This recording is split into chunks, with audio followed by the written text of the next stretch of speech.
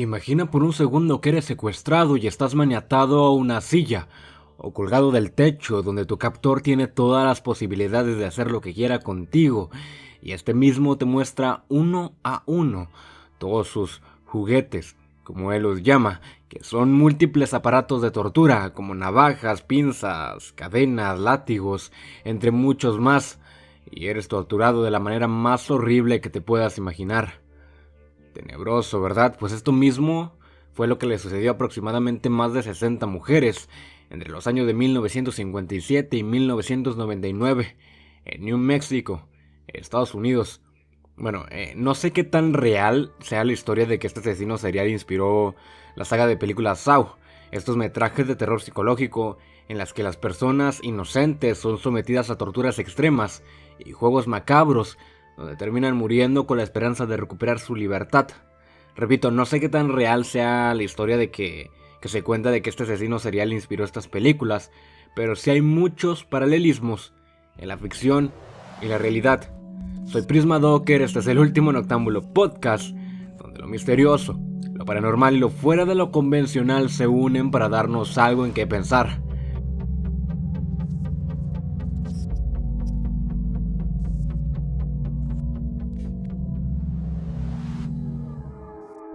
Hoy vamos a hablar de Toy Box Killer, el asesino de la caja de juguetes. ¿Qué onda, gente? ¿Cómo están? Espero que estén bastante bien. Bienvenidos a El Último Noctámbulo Podcast. Ya que vamos a hablar de estos asesinos seriales que digamos son mi fuerte. Personalmente hablamos de ovnis, hablamos de misterios, hablamos de otros casos de crimen real, hablamos de abducciones, skinwalkers, cosas de los sueños. Pero digamos que los asesinos seriales, el true crime es mi fuerte, digámoslo así. Por si se preguntan de en dónde más hablamos, me refiero a TikTok. Ahí en la plataforma de TikTok estamos siendo bastante activos durante las noches. No todas las noches, pero sí la mayoría de ellas. Nos la pasamos hablando de algún tema en específico. Es esto mismo del podcast, pero en un formato de live, en vivo. He visto que muchos podcasters hacen esto de en vivo, pero como algo especial. Yo no, yo lo trato de llevar como que hacer el podcast en vivo como algo cotidiano, digámoslo así. Obviamente ahí charlamos de otras cosas, salen otras cosas a flote, empezamos a platicar, a divagar entre muchos otros temas bastante interesantes. En sus madrugadas o quedarse dormidos ahí escuchándome. Entonces ahí pueden checar a TikTok, ¿ok? Así que ya disculpen tanto los anuncios, pero ya vamos a pasar con el caso, ¿ok? David Parker Ray, bueno, Toy Box Killer, que pues en su nombre real, David Parker Ray, sufrió una infancia bastante dura, que sí, no vamos a justificar, es lo que todos decimos, no vamos a justificar, más sin embargo, vamos a entender cómo es que su mente estaba toda distorsionada. Antes de ser el infame monstruo que hoy conocemos, Toy Box Killer, o David Parker Ray, es que es un nombre en inglés, está medio difícil, está medio confuso, pero ya. David Parker Ray fue un niño como todos nosotros, con sueños e inspiraciones. David nació en una casa pobre donde no solo tenía que soportar las escaseces, pues también era maltratado junto a su madre y hermana menor por su padre, quien era un alcohólico. Cuando David tenía 10 años, su padre abandonó a su familia. Entonces su madre, al no poder mantener a los niños, los mandó a vivir con su abuelo, quien era un maltratador y sometía a los pequeños a reglas muy estrictas y abusos psicológicos. Como les digo, todas estas cosas van afectando la psique de las personas. Es muy común entre asesinos seriales que tengan una infancia difícil o tengan problemas con algunas sustancias o este tipo de cosas. O sea, sí, mucha más gente vive estas mismas cosas como escaseces, vive en extrema pobreza o sufre iguales abusos, pero no terminan siendo pues asesinos en serie. Pero hay personas que, digamos, estas cosas sí les afectan a tal punto en que sí los destruyen. Entonces él vivía con su abuelo, donde romper estas reglas o incluso por el más mínimo error cometido, David recibió unas horribles golpizas de parte de su abuelo, por lo que David se volvió un niño tímido y torpe. Le costaba relacionarse con los demás niños de su escuela, quienes también, para acabarla de amolar, también lo maltrataban. O sea, de todos los malos tratos que le podía pasar a un niño, a David le pasaba todo el tiempo. Maltratado por su padre, el abandono de ambos, las golpizas de su abuelo y el bullying en la escuela de parte de sus compañeros. Con todo esto que le pasaba, no podemos justificar lo que hizo, pero sí podemos entender cómo es que su mente estaba toda distorsionada. Claramente David, al tener una infancia violenta, toma esta violencia como algo normal. Incluso más adelante lo empieza a tomar como algo sexual, puesto que en su adolescencia desarrolló esta atracción por la pornografía violenta y el bondage. Que en sí el bondage es una práctica erótica basada en la inmovilización del cuerpo de una persona. Las ataduras pueden hacerse en una parte del cuerpo o en su totalidad, utilizando cuerdas, cintas, telas, cadenas, esposas o cualquier elemento que pueda servir como inmovilizador. David comenzó a consumir alcohol y a drogarse a muy temprana edad, quizá como una forma de huir de lo que le estaba pasando, y pese a eso, sumado a sus problemas mentales que ya traía, logró terminar la high school. 2 años después se casó e ingresó a la Armada de Estados Unidos como mecánico aeronáutico. Que de hecho esto es muy común que pase entre asesinos seriales, ya los he platicado en los lives que hacemos en TikTok. Esto es pero muy común que pase entre asesinos seriales. Suelen ser exmilitares, que pues la sociedad normalmente ve a un militar como una persona disciplinada y responsable, pero pues en el fondo son lo que son. O se quedan con esta idea en la mente de ser máquinas de matar. O sea, no todos, pero entre los asesinos en serie sí hay una gran lista de exmilitares, como lo es Berkowitz, Green River Killer, Jeffrey Dahmer, Andy Chikatilo, y la lista podría seguir y seguir. Bueno, entonces tiempo después fue dado de baja de manera honorable, no hizo nada malo dentro de la Armada de Estados Unidos, no hizo nada malo, lo dieron de baja de manera honorable, pero el matrimonio de David terminó, pues ella no estaba muy cómoda con los fetiches sexuales de David. Obviamente ella no quería ser sodomizada y seguramente torturada de manera sexual. Esto mismo ocurrió en otras 2 ocasiones con otras 2 mujeres, que también se terminaron divorciando de él por estas actitudes sexuales. En su tercer divorcio, David cayó en una gran depresión y supongo yo, creía que ninguna mujer iba a estar dispuesta a sus exigencias, de manera que, si no era por las buenas, tendría que ser por las malas. Allí es donde comenzó a secuestrar mujeres para torturarlas y violarlas. David acondicionó un remolque de camión de tal forma en que el ruido proveniente desde adentro no escapara hacia el exterior, y lo decoró de una forma bastante tenebrosa, llena de sierras, cuchillos, pinzas, látigos, entre muchísimas herramientas de tortura más. Incluso tenía un candelabro en forma de calavera, para sumarle más terror al sitio. Lo que hacía era buscar prostitutas, quienes indefensas y sin nadie que las buscara si es que desaparecían, eran secuestradas y llevadas hasta su caja de juguetes, como él llamaba su remolque, para torturar a estas mujeres y mantenerlas vivas hasta que murieran al no soportar las torturas, además de ser grabadas para que después esos videos fueran muestras de lo que estaban por sufrir sus futuras víctimas. O sea, lo que hacía era pues sí, torturar a estas mujeres y grabarlo para que tiempo después a su siguiente víctima le ponía la recopilación de todos los videos de las torturas que ya había hecho. Como les digo, más de 60 víctimas pasaron por este remolque de torturas. Entonces, digamos que tú como persona que estás, como víctima que está viendo todo este tipo de cosas, sí te crea como que te rompe mentalmente de fuck, la posibilidad de sobrevivir es muy baja. Hay tantas mujeres que ya pasaron por esto y no sobrevivieron. Esto que estoy viendo me lo van a hacer a mí. Y no solo eso, porque él también tenía como que su voz pregrabada por encima de estos videos diciéndoles, perdón, es un ejemplo, es las cosas que él decía en estas grabaciones de eres una puta, nadie te quiere, o sea, las destrozaba de manera psicológica, te voy a torturar, vas a ser violada. Les decía, fuiste elegida por tu belleza y ahora me vas a tener que llamar amo y no puedes hablar sin un permiso, te va a pasar esto, te voy a hacer esto, te voy a hacer aquello. Y obviamente esto a sus víctimas las rompía de manera mental, porque no solo las torturaba de manera física, las torturaba de una manera psicológica, que ahorita vamos a ver qué onda con eso. Entonces, en el pueblo en el que David vivía y cometía sus crímenes, nunca sospecharon de él, pues era una persona muy alegre, delgado y alto, con una voz suave que lo hacía parecer una persona muy confiable.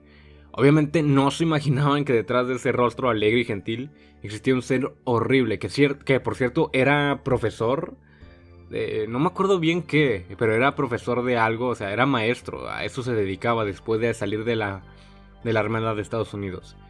Que, bueno, si quieren ver las fotografías del caso y de los próximos en venir, pueden ir a Instagram y buscar El Último Noctámbulo Podcast, donde en forma de post voy a estar publicando estas fotos y alguna información extra, además de contenido audiovisual vinculado al podcast. Así pueden ver el rostro de Toybox Killer, quien, queriendo conocer más sobre la mutilación de cuerpos, consiguió libros de la anatomía humana, así como de tortura física y psicológica. Estos libros lo inspiraron a escribir el suyo propio, donde redactaría las mejores formas de tortura, y escribió que una mujer hará o dirá lo que sea con tal de librarse de sus torturas, como patear, morder, gritar, amenazar, arañar, correr, mentir, ofrecer dinero, rezar, ofrecer sexo y esperar por una oportunidad para librarse.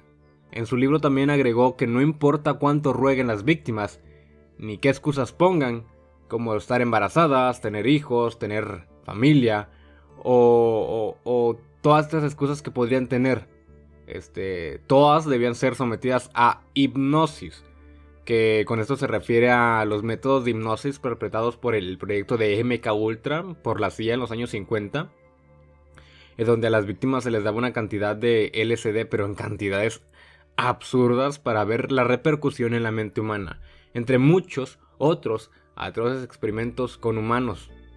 David intentaba hacer lo mismo con sus víctimas, y si estas no morían por la sobredosis las dejaba ir, lo que rara vez pasaba, pues en su mayoría morían, y si no, de todas formas sus mentes quedaban tan pero tan dañadas, de formas irreparables, que no podían explicar lo que habían vivido, mucho menos quién se los había hecho.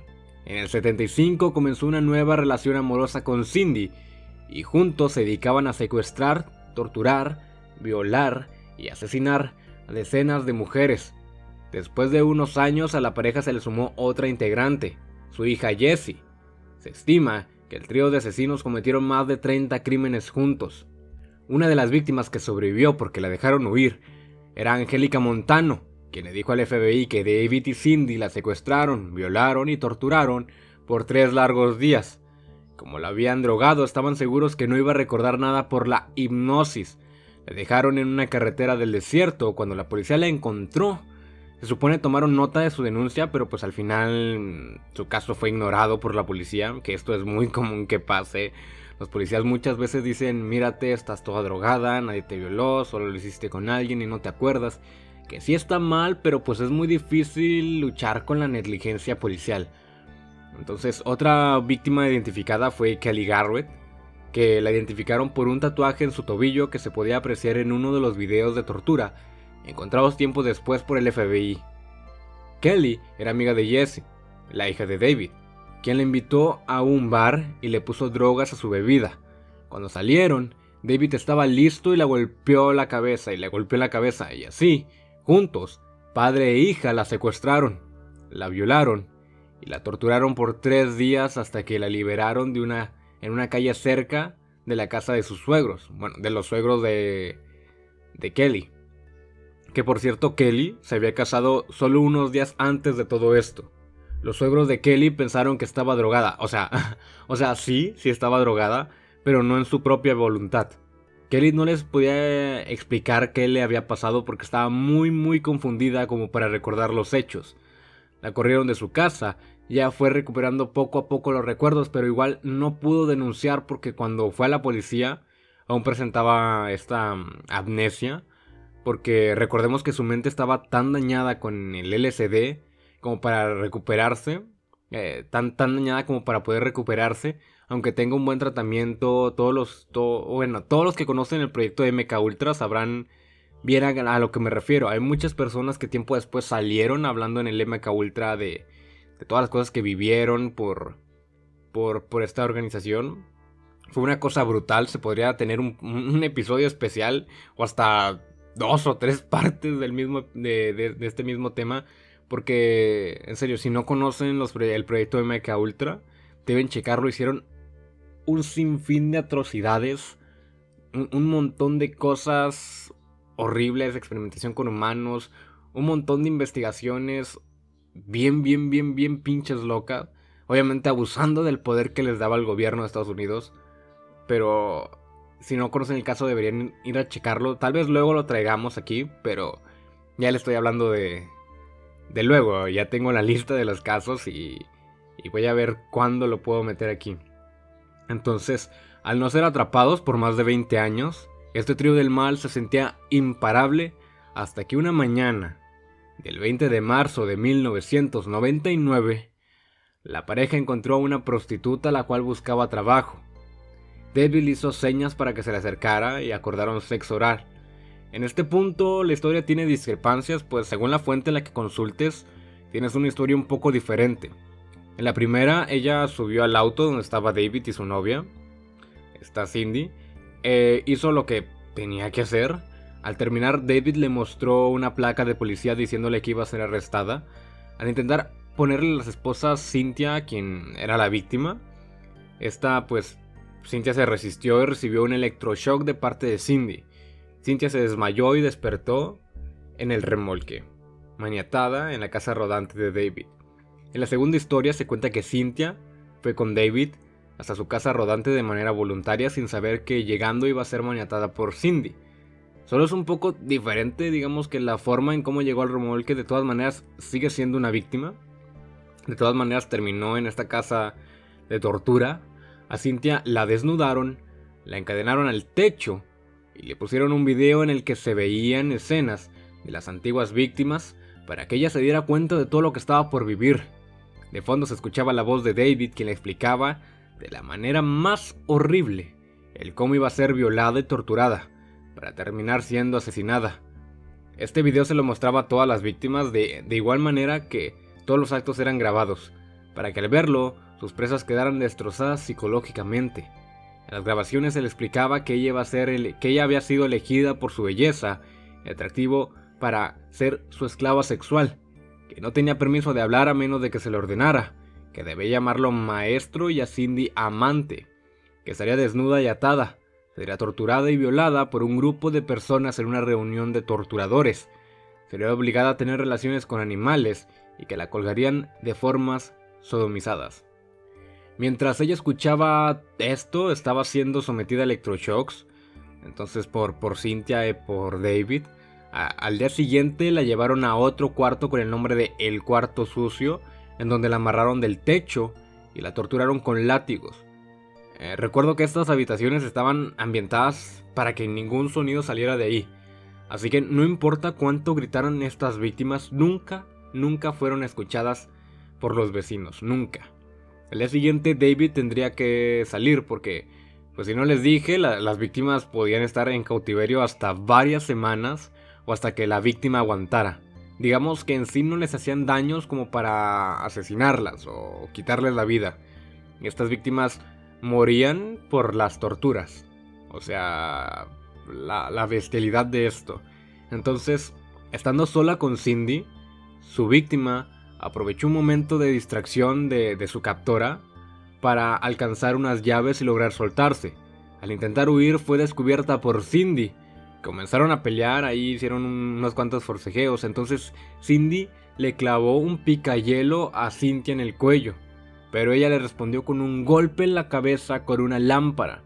Entonces así logró escapar, sucediendo así una de las escenas más surreales de este caso, pues caminando desnuda y ensangrentada, con un collar de perro por las calles gritando y pidiendo ayuda, se acercó un auto intentando entrar, pero la conductora, quien se asustó, no quiso ayudarla y no la culpo. O sea, imagina que de la nada aparece una mujer desnuda, golpeada, con un montón, llena ensangrentada completamente y con este collar de perro, pero completamente desnuda y llena de cortadas por todo su cuerpo, además de que en las manos y pies tenía moretones que quedaron como marcas tras estar encadenada varios días. De igual manera, Cynthia siguió corriendo, o sea, siguió su camino, seguramente imaginando que en cualquier momento sus captores la encontrarían y la llevarían de vuelta a aquel horrible lugar del que había logrado escapar. Llegó hasta una casa donde entró asustada. Allí estaba el matrimonio Bridge, donde ya con ellos llamaron a la policía y estos llegaron a la casa de David y Cindy. Pero estos no estaban ahí. Fueron detenidos horas después mientras ellos buscaban a Cynthia para volver a secuestrarla y que no quedara como testigo. El FBI intervino cuando encontraron el remolque de David.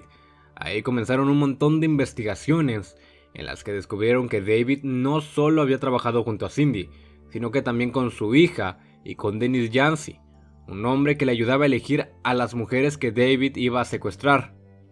Ya arrestados, no importó cuántas pruebas y testimonios tenía David en su contra, pues seguía manteniendo su inocencia, asegurando que Cynthia Vigil, Angélica Montano y Kelly Garrett, quienes habían sido sus víctimas sobrevivientes, estaban mintiendo. Cabe decir que el FBI encontró cerca de 1000 pruebas de evidencia en contra de David. De hecho, hay una imagen muy interesante en la que literalmente se están llevando todo el remolque.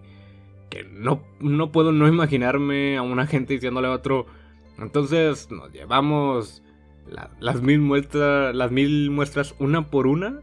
Y el otro así de: ¿para qué llevarnos todo uno por uno si nos podemos llevar todo el remolque? Así que si quieren ir a checar esta imagen, les recuerdo, ahí está en Instagram, en el Instagram del podcast. No en mi personal, tengo pues, fotos mías, hija. A su hija y a Dennis le dieron una condena de 36 años, pero en 2017 su hija fue puesta en libertad. Cindy, la esposa, al cooperar con la policía en contra de David, redujo su sentencia también a 36 años. Cindy le dijo al FBI que David le había contado acerca de 14 asesinatos y los lugares en donde había dejado los cuerpos. David dijo que con un cuerpo que había tirado al lago había aprendido que sin importar que el cadáver sea pesado, tenía que extraerle los órganos del cuerpo antes para que éste no flotara por el aire que se podía guardar dentro. Pero una búsqueda exhaustiva hecha por el FBI en el lago de 37 kilómetros de ancho, entre 5 o 6 de largo y unos 100 metros de profundidad, no encontraron nada. Pero sí, David dice esto de que con este cuerpo aprendí de que primero tengo que abrir el cuerpo, sacarle los intestinos, abrirlo bien, para que cuando esté entrando en un estado de putrefacción, perdón, no genere estos gases y no flote. Porque no importa que el cuerpo sea pesado, no importa la cantidad de rocas que le pongas encima, no importa lo que hagas con el cuerpo, si no haces esto, el cuerpo en el lago va a flotar, sí o sí. Cindy también contó acerca de las formas de tortura que David aplicaba a sus víctimas. Una de ellas era sujetarlas a una estructura de madera en una posición que de tal manera que sería más fácil hacer que sus perros pudieran violar a sus víctimas. También tenía un espejo en el techo, encima de una silla como la de los dentistas. Era una silla de ginecólogos, pero como la de los dentistas, donde amarraba a sus víctimas, y estas podían ver con sus propios ojos cómo eran torturadas. O sea, veían su propio reflejo, veían cómo estaban siendo torturadas ellas mismas con sus propios ojos. Después de 3 juicios en 2001, David se declaró culpable, pero horas después aseguró que se sentía nublado y confundido, intentando retractarse de su confesión. Fue declarado culpable, obviamente, y sentenciado a 224 años en prisión, que creo que no lo mencioné, pero no encontraron ningún cuerpo. No había cadáveres, así que técnicamente no podían juzgarlo por eso. Sí, por los secuestros, violaciones y las torturas, porque había videos, pero o sea, si no hay cuerpo, no es un asesinato. Aunque sepas que lo hubo, no hay asesinato. Sin cuerpo no hay delito, digámoslo así. Al terminar el veredicto, mientras era enviado al correccional del condado de Lea, David murió de un infarto, por lo que no solo se libró de su sentencia, sino que también se llevó con él la cantidad real de víctimas asesinadas, al igual que sus identidades, pues entre las 1000 pruebas que el FBI tenía, se encontraron joyas y ropa de mujer, por lo que se publicaron un montón de fotografías de esos objetos para que, digamos que familiares, lograran identificar si alguno de ellos pertenecía a algún ser querido que estaba desaparecido, aunque pues el paradero de los cuerpos sean, y muy posiblemente sigan siendo, todo un misterio. Está bastante rara esta historia de Toy Box Killer. Además de que creo que no lo dije, pero el remolque en sí, todo lo que gastó en aparatos de tortura, la silla, los espejos, acondicionarlo, todo eso le costó cerca de $100,000.